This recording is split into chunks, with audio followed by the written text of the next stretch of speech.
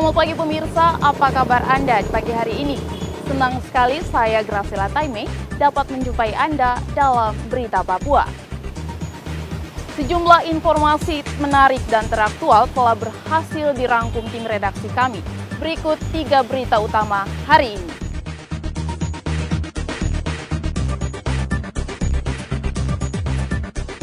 Termakan berita bohong di media sosial, sejumlah warga Manokwari memblokade jalan menggunakan batu dan ban bekas.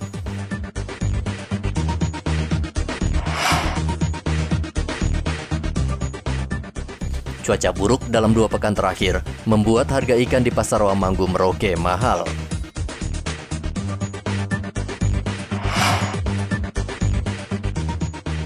.070 pelajar di kota Jayapura divaksin.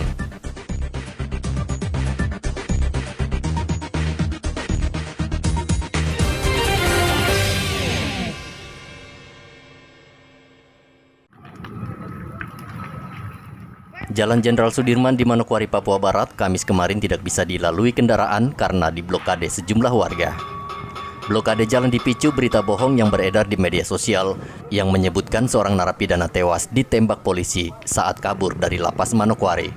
Warga menutup jalan menggunakan batu serta membakar ban bekas sehingga kendaraan dari Manokwari menuju Amban sulit melintas. Polisi berusaha menenangkan massa dan meluruskan informasi yang beredar. Kapolres Manokwari membantah anak buahnya telah menembak mati narapidana yang kabur dari penjara. Ada aksi spontanitas dari keluarga salah satu narapidana yang diduga melarikan diri dari lapas, yang mana tadi ada proses penangkapan yang dilakukan oleh tim dari lapas terhadap salah satu narapidana yang melarikan diri tersebut. Tadi sudah diamankan dan berita yang beredar, ini ya kami sampaikan kembali lagi kepada masyarakat, berita yang beredar itu tidak seperti itu. Jadi berita yang beredar tadi adalah adanya penembakan, adanya yang meninggal, adanya luka tembak dan lain sebagainya. Ternyata di lapangan tidak. Memang saat diamankan dia ada luka kecil ini karena melawan. Tadi yang saya dapatkan informasi dari Kalapas sudah diamankan dan tim medis dari lapas sudah melakukan upaya untuk pengobatan dan lain sebagainya di dalam lapas. Masyarakat mensikapinya lain karena mendapat berita yang tidak benar tadi sehingga melakukan aksi spontanitas. Itu dari keluarga daripada yang bersangkutan. Setelah dilakukan penjelasan ataupun informasi dari lapas sehingga masyarakat paham. Jadi tangkap lalu keluar beredar isu dia mati, tidak. Yang bersangkutan tidak tahu, ada keluarganya. Tadi ketemu, datang baik-baik, kita terima. Jadi dengan Kapolres kita datang di sini dengan anggota DPRD juga Pak Norman, DPRD Manokwari. Jadi kita sudah jelaskan semuanya dalam keadaan baik-baik. Ya kalau penangkapan yang biasa gesekan. Luka mungkin di pelipis atau. Tapi tadi Pak Arli sudah lihat kan keluarganya loh. Jadi sudah keluarga sudah mengerti lah. Ya mungkin keluarga salah paham, dianggapnya tewas. Ya terjadi pemalangan. Ya itulah medsos. Beredar begitu cepat tanpa klarifikasi lagi. Jadi ini klarifikasi saya. Jadi semua dalam keadaan baik-baik, tidak terjadi kondisi yang bersangkutan pun sehat, baik. Tidak ada yang perlu dikhawatirkan. Bapak berarti memang statusnya bersangkutan ini statusnya masih narapidana ya. Kasus ada penganiayaan, yang terakhir itu pembakaran MG Hawaii. Yang bersangkutan tidak ditembak kan, Pak? Kalau bilang tembak itu kan tembakan Iya, peringatan. maksud saya tembak kena badan atau apa tidak? Dia peluru karet saja di kaki, dia tidak masuk kalau peluru karet itu. Akhir-akhir ini sering beredar berita bohong di media sosial yang provokatif sehingga menimbulkan konflik antara warga dengan aparat. Warga diminta lebih cermat dan kritis ketika menerima informasi dari media sosial. James Aisoki melaporkan dari Manokwari, Papua Barat. Peredaran narkoba tidak memandang masa pandemi. Terbukti selama bulan Juli hingga Agustus 2021, Polres Mimika menangkap 9 orang pengedar narkotika jenis sabu. 9 pelaku ini ditangkap di beberapa tempat di Mimika dengan barang bukti sabu yang dibeli dari Makassar melalui jasa pengiriman barang. Para pelaku saat ini masih menjalani pemeriksaan di Polres Mimika dan dalam waktu dekat berkasnya akan dilimpahkan ke pengadilan. Dalam kurun bulan Juli sampai Agustus ini kami sudah menetapkan 9 orang tersangka pelaku tindak pidana narkotika. Di antaranya dalam bulan Juli kami mengamankan di Jalan Kebun Siri satu, kemudian dari sana berkembang ke Jalan Budi Utomo jadi 2. Kemudian dari hasil pengembangan ini ternyata ada kaitannya dengan 2 orang narapidana yang kemudian kami koordinasi dengan Kalapas Mimika untuk melakukan atau meminta untuk kita ambil keterangan dari 2 orang tersebut dan dari alat bukti yang ada. Kemudian kedua narapidana kita juga tetapkan sebagai tersangka pelaku tindak pidana narkotika. Ya, selanjutnya pada bulan Agustus bertempat di Jalan Yosudarso, kami mengamankan 2 orang, laki dan perempuan. Dari hasil 2 orang ini, kemudian kami mengamankan lagi 2 orang pasangan suami istri yang beralamat di Jalan Kartini. Ternyata dari pasangan ini merupakan satu jaringan 2 orang yang ada di Jalan Yosudarso. Mereka ini memperdagangkan narkotika jenis sabu. Kemudian yang terakhir kemarin bertempat di Pemikinarama, kami mengamankan pelaku tindak pidana narkotika jenis sintetis. Ya, ini juga kita sudah tetapkan sebagai tersangka dan kita sudah kirim SPDP-nya ke Kejaksaan Negeri Mimika. Sedang kami lakukan proses penyidikan. Selain meringkus 9 pengedar sabu, polisi juga membongkar jaringan narkoba yang beroperasi dari dalam lapas. Jajaran Polres Mimika kita ada mengungkap beberapa pengedar narkoba, ya, salah satunya juga yang pengedar narkoba dalam lapas. Ya, hal ini tentunya menjadi atensi khusus supaya terkait dengan jaringan narkoba ini, apabila dibantu dengan masyarakat itu sendiri memberikan informasi akan lebih maksimal. Harapan kami seluruh lapisan masyarakat bisa menjadi kontrol, menjadi pendukung kepolisian dalam pemberantasan narkoba di Kabupaten Mimika. Polisi meminta masyarakat tidak segan memberikan informasi kepada polisi agar peredaran narkoba bisa ditekan seminimal mungkin. Dari Mimika, Papua, Igo Batmomolin melaporkan. Di masa pandemi, tindak kekerasan terhadap anak meningkat di Merauke. Kekerasan tidak hanya bersifat fisik, namun bisa juga tekanan mental. Setiap bulan, Unit Pelayanan Perempuan dan Anak Polres Merauke menerima 4 hingga 5 laporan kekerasan terhadap anak. Padahal sebelum pandemi tidak pernah terjadi. Selain itu, ekonomi yang semakin berat memaksa orang tua memutar otak untuk menghidupi keluarga, sehingga tidak jarang anak menjadi korban kekerasan dari orang terdekat. Dalam tahun ini ya, dari akhir tahun kemarin itu sudah mulai meningkat. Kayaknya mungkin karena wabah ini juga membuat kasus ini meningkat, karena mungkin orang tua kan tetap harus bekerja, sedangkan anak-anak kan tidak sekolah di rumah, kurang pengawasan dari orang tua. Seperti kemarin di PT Bia itu kan seperti itu, pelaku tidak istirahat, kemudian orang tuanya bekerja, jadi tidak ada yang mengawasi, akhirnya terjadilah seperti di sana. Dalam satu bulan kira-kira berapa yang sebulan itu bisa 4 sampai 5 itu khusus untuk setubuh anak, cabul, seperti itu. Jadi sampai mungkin rekan-rekan wartawan sendiri melihat papan tahanannya PPA itu sampai memuat kan. Tapi kemarin kita sudah ada beberapa yang kita sudah serahkan, jadi sudah tinggal 14 atau 15 itu tahanan yang lagi tersidik. Kebanyakan yang perlindungan anak ini masalah kasus persetubuhan atau ada penganiayaan terhadap anak begitu. Penganiayaan ada juga, tapi tidak begitu banyak dengan perbandingannya dengan kasus persetubuhan maupun cabul terhadap anak. Pandemi telah mengubah rutinitas seseorang. Tekanan ekonomi dan mental akibat terlalu lama di rumah bisa menjadi pemicu kekerasan. Dari sejumlah penelitian, kekerasan terhadap anak-anak dilakukan oleh keluarga dan orang dekat. Masalah semakin rumit karena sebagian tidak berani melapor karena takut. Muhammad Ridwan melaporkan dari Merauke, Papua.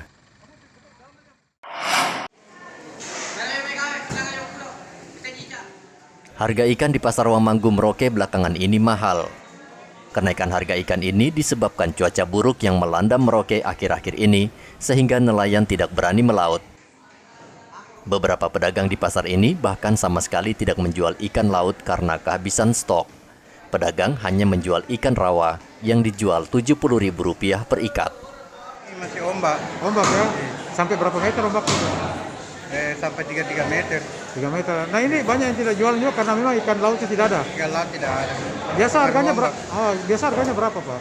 Ya. Harganya biasa berapa kalau dijual? Kalau harganya ada yang ikan bandeng itu 50.000, ada yang 30, ada bahkan ada sampai 70. Sekarang ini ya? Iya, kalau sekarang. Makanya banyak penjual yang tidak ini ya? Banyak penjual pelaut yang tidak ini juga ya, tidak turun ya? Tidak turun ke ombak. Pedagang di Pasar Wamanggu saat ini memang menghadapi tekanan berat. Tidak hanya harga ikan yang turun naik, namun semenjak pandemi, warga juga jarang berbelanja, sehingga Pasar Wamanggu menjadi sepi. Muhammad Ridwan melaporkan dari Merauke, Papua.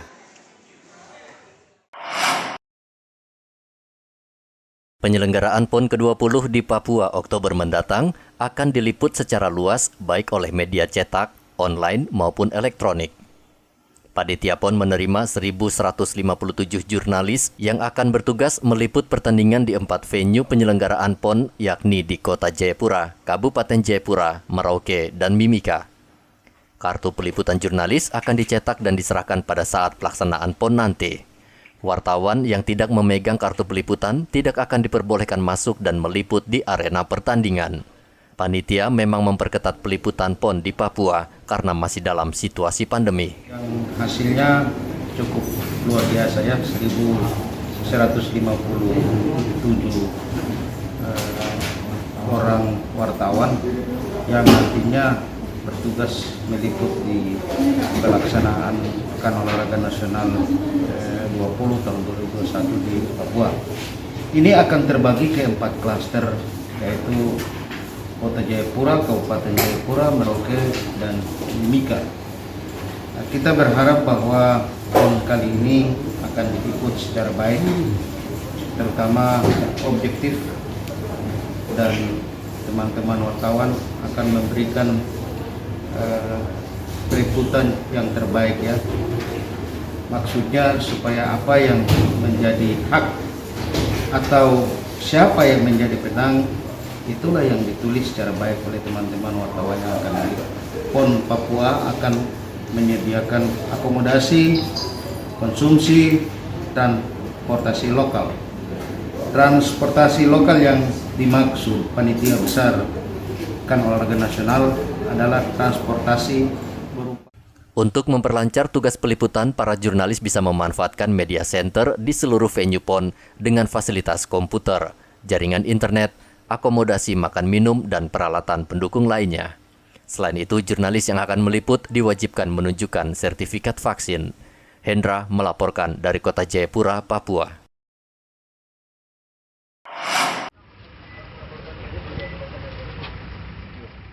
PON ke-20 tinggal 2 bulan lagi. Untuk memastikan keamanan penyelenggaraan, Kakor Sabara Bahar Kampolri Kamis kemarin mengunjungi Papua untuk mengecek langsung kesiapan tuan rumah. Polri akan menerapkan pengamanan secara ketat terhadap ribuan atlet dan pengurus cabur yang akan datang dari setiap daerah. Kakor Sabara Irjen Nanang Avianto melihat langsung seluruh venue di Mimika untuk memastikan penempatan anak buahnya di lokasi. Kita tahu atlet-atlet ofisial segala macam dari 34 provinsi yang hadir. Ini harus juga bisa kita sampaikan kepada mereka, jamin keamanannya sehingga melaksanakan kegiatan PON ini dengan aman dan tertib. Jadi kira-kira gitu. Saya yakin lah semua komponen yang ada di Mimika ini jadi satu mendukung kegiatan. Dan kita kesini juga melihat kalau memang ada hal-hal yang perlu kita lengkapin, akan kita lengkapin supaya bisa maksimal pelaksanaan. Nanti sedang akan kita bicarakan, kita diskusikan ini.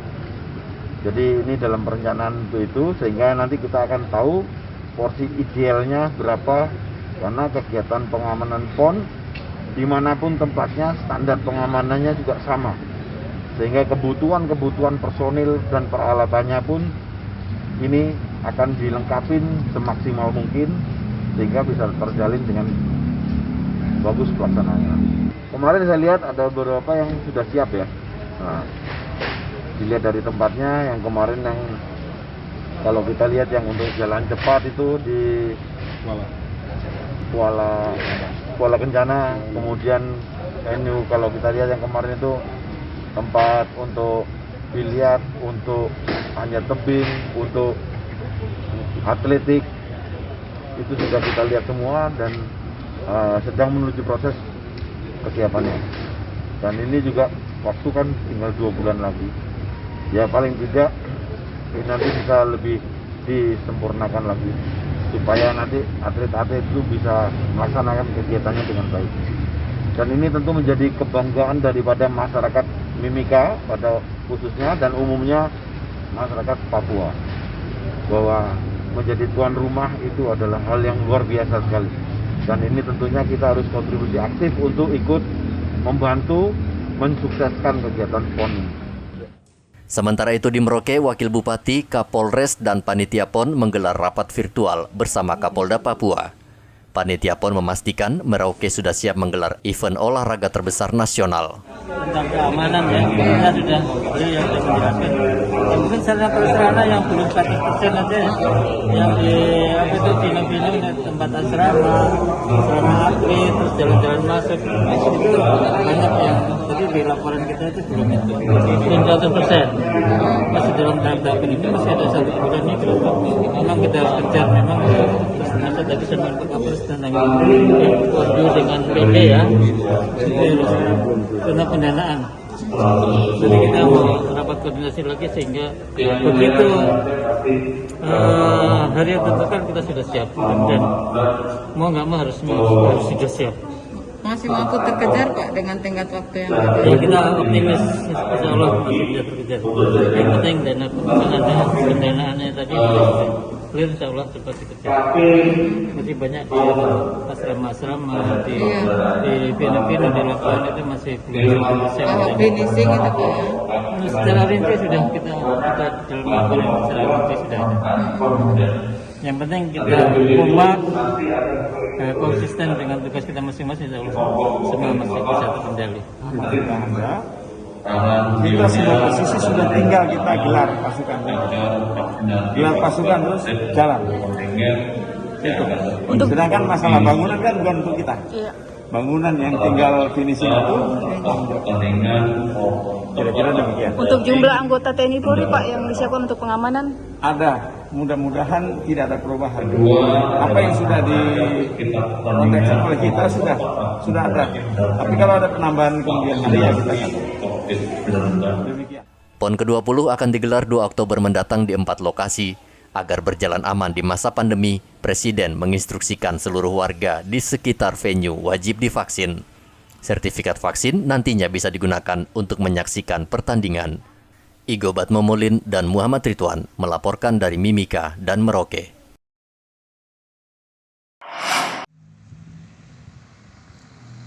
COVID-19 kini tidak hanya menular di kawasan perkotaan yang padat penduduk, namun meluas ke kampung-kampung. Kondisi ini berbahaya, mengingat fasilitas kesehatan masih sangat minim di kampung, sehingga pasien sulit mendapat pertolongan.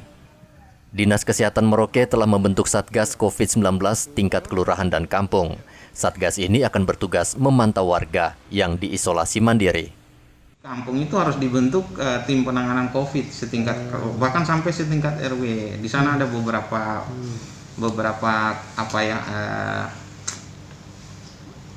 tim atau di bawahnya, di bawah Pokja yang tugasnya misalnya dalam penanganan. Nah, dalam penanganan itu misalnya di tingkat kampung, itu salah satu tugas tim penanganan di tingkat kampung itu menyiapkan tempat isolasi mandiri untuk orang yang misalnya terkonfirmasi baik dengan PCR maupun dengan antigen di kampung. Kemudian bagaimana selama isolasi mandiri di kampung itu juga mensuplai kebutuhannya. Itu sudah ada di dalam aturan dananya tersendiri ada juga. Dananya dari dana kampung, kampung semua harus ada alokasi dana untuk penanganan COVID di tingkat kampung. Sudah ada aturannya. Ya, tinggal sekarang masing-masing kampung harus ikut bergerak. Kalau di Merauke sendiri sudah ada yang seperti itu, Dok? Ya. Di Merauke sendiri ada seperti itu. Coba konfirmasi ke Kepala Dinas PMK ya, Pemberdayaan Masyarakat. Iya. Tapi mungkin ada laporan dari Kedinkes kah untuk Kedinkes? Beberapa kampung yang misalnya diinformasikan oleh Kepala Dinas PMK, misalnya untuk di sebelah ya, di mana? Ya, Pemaru atau di daerah sana gitu. Jasa Mulia atau apa, mereka ada dibuat tim penanganan COVID di tingkat kampung. Ya. Tapi efektif tidak ya, Dok? Ya. Efektif tidak mereka itu? Ya, harusnya dilakukan dengan baik, sesuai dengan ketentuan, sesuai dengan aturan yang berlaku ya dalam rangka pencegahan COVID, sehingga ini di tingkat kampung pun juga penanganan COVID-nya jadi lebih baik kan. Dinkes mengingatkan warga agar membawa anggota keluarga yang bergejala sedang atau berat ke rumah sakit, puskesmas dan klinik agar bisa mendapat pertolongan segera. Lonjakan kasus COVID-19 di Merauke semakin mengkhawatirkan karena jumlah kematian terus meningkat. Warga diminta waspada dan tetap menerapkan protokol kesehatan. Muhammad Ridwan melaporkan dari Merauke, Papua. 1070 pelajar SMP sekota Jayapura Kamis kemarin divaksin di halaman SMP Negeri 1 Jayapura Utara. Vaksinasi terhadap pelajar sengaja digelar khusus dan tidak bergabung dengan lansia dan masyarakat. Jumlah pelajar berusia 12 tahun ke atas di kota Jayapura sebanyak 40.000 orang. Sebelum Oktober, seluruh siswa sudah harus divaksin sehingga belajar secara tatap muka bisa dilaksanakan. 131.863 orang di kota Jayapura. Jadi memang ini masih banyak yang menjadi PR kita, dan untuk usia 12 sampai 17 tahun itu sekitar 40 ribuan. Jadi memang tercapai belum banyak. Ini memang kita harus lakukan gerai, lakukan serbuan, lakukan gebiar vaksin. Jadi dengan begitu kita berharap dosis 1 bisa selesai di bulan Agustus ini, dan kemudian dosis 2 kita selesaikan di bulan September, sehingga kita Kota Jayapura siap untuk mendukung pelaksanaan PON di bulan Oktober dan juga Peparnas di bulan November. Ya, jadi terima kasih untuk kerja bersama, karena untuk kesehatan tidak mungkin kami bisa sendiri. Ini semuanya sudah bergerak, ya, termasuk BIN luar biasa, kemudian sekolah-sekolah, bahkan seluruh kita TNI Polri bersinergi untuk mencapai. Dinas Kesehatan juga menjamin ketersediaan stok vaksin untuk pelajar mencukupi. Rian Tonai melaporkan dari Kota Jayapura, Papua.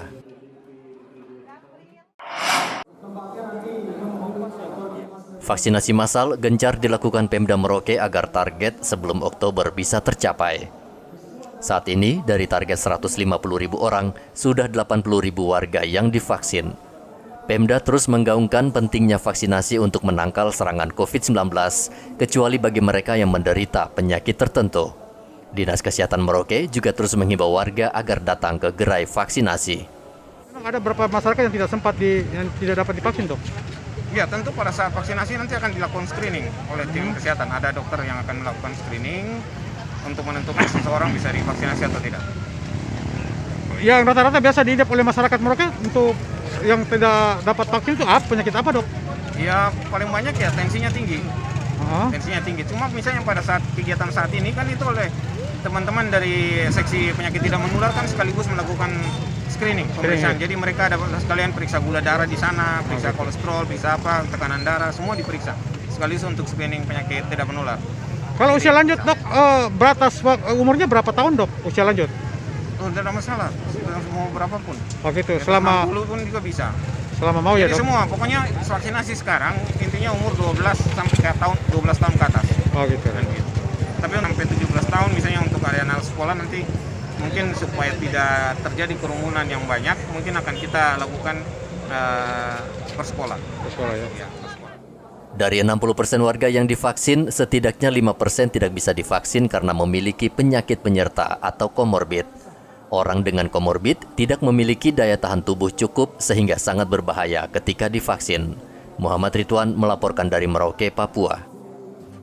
Pemirsa, informasi tadi sekaligus mengakhiri jumpa kita dalam Berita Papua. Saya Graciela Taime mewakili seluruh kru kerabat kerja yang bertugas menyampaikan terima kasih. Selamat beraktivitas. Sampai jumpa. Wanyambe.